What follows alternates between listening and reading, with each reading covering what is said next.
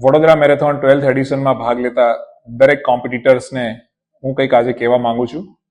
સૌથી પહેલા તો જ્યારે આપણે પ્રેક્ટિસ કરીએ છીએ ત્યારે આપણી જે બેઝિક કેપેસિટી છે એને ધ્યાનમાં લેવાની અને સ્ટાર્ટ ગ્રેજ્યુઅલી, ધીમે ધીમે એવરી વીકલી 10 to 15% આપણી બેઝિક કેપેસિટીથી આપણી કેપેસિટી વધારતા જવાની છે. જ્યારે પણ આપને કોઈ પણ પેઇન આવે, બેકમાં પેઇન આવે કે નીમાં પેઇન આવે, ફૂટ કે એન્કલમાં કોઈ તકલીફ હોય ત્યારે ટેમ્પરરીલી 2-3 દિવસ આપણે રેસ્ટ લઈ લેવાનો.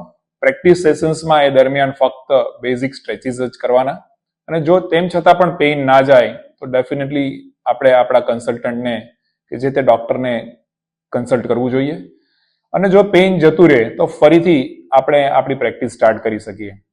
જ્યારે પણ પ્રેક્ટિસ કરતા હોય ત્યારે શરૂઆત ડાયનેમિક સ્ટ્રેચીસથી કરવું જોઈએ, બોડી વોર્મઅપ કરવું જોઈએ અને એકવાર આપણી રનિંગ પ્રેક્ટિસ થઈ જાય પછી કુલડાઉન સ્ટ્રેચીસ પણ એટલા જ અગત્યના છે.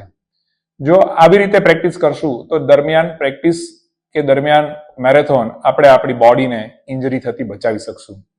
ખાસ કરીને જે સિનિયર લોકો છે, જેની ઉંમર 50 કરતા વધારે છે અથવા તો કોઈ એવા લોકો છે જેનું કોઈ પણ જાતનું ઓપરેશન્સ થઈ ચૂક્યા છે, પગ રિલેટેડ, હાથ રિલેટેડ, બેક રિલેટેડ, તો એ લોકો માટે અને બીજા કોમ્પિટિટર્સ માટે પણ એટલું જ ઇમ્પોર્ટન્ટ છે સ્ટ્રેન્થ ટ્રેનિંગનું. સો આપણા હિપના મસલ, આપણા કાફના મસલ, આપણા બટ્સના મસલ્સ, આપણા કોર મસલ્સ જે કહીએ એની સ્ટ્રેન્થ વધારવાની પણ એક્સરસાઇઝીસ પ્રેક્ટિસમાં રનિંગની સાથે સાથે કરવી જોઈએ. એન્ડ્યોરન્સ વધારવા માટે રોજ દોડવું જરૂરી નથી. સો વીકમાં 3 વાર કે 2 વાર દોડીએ, બાકીના 2 ટાઈમ કે 3 ટાઈમ આપણે બ્રિસ્ક વોક કરીએ, જોગિંગ કરીએ અને સ્ટ્રેન્થ ટ્રેનિંગ એક્સરસાઇઝીસ કરીએ. એની સાથે સાથે ન્યુટ્રિશન પણ એટલું જ ઇમ્પોર્ટન્ટ છે. ન્યુટ્રિશનની અંદર high protein diet, vegetarian, non vegetarian preference અનુસાર લઈ શકાય અને હાઈ ક્વોન્ટિટી ફેટ ડાયટ જે આપણે ફ્યુઅલ પૂરું પાડે, બોડીને ફ્યુઅલ ફેટમાંથી મળે. સાથે સાથે આપણો કેલરી ઇન્ટેક પણ આપણે ઇન્ટેક લેવો જોઈએ.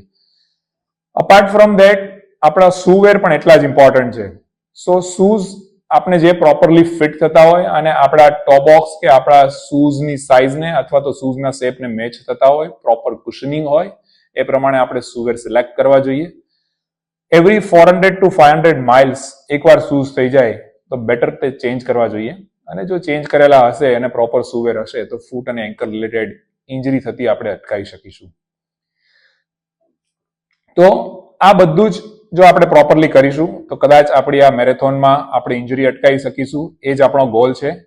બધા જ સ્માર્ટલી પ્રિપેર કરો, સ્માર્ટલી સ્પર્ધામાં ભાગ લો. સો એક જ મેસેજ છે મારા તરફથી દરેક કોમ્પિટિટર્સને, વડોદરાના દરેક વાસીઓને, prepare smartly, run safely and enjoy your race. Thank you.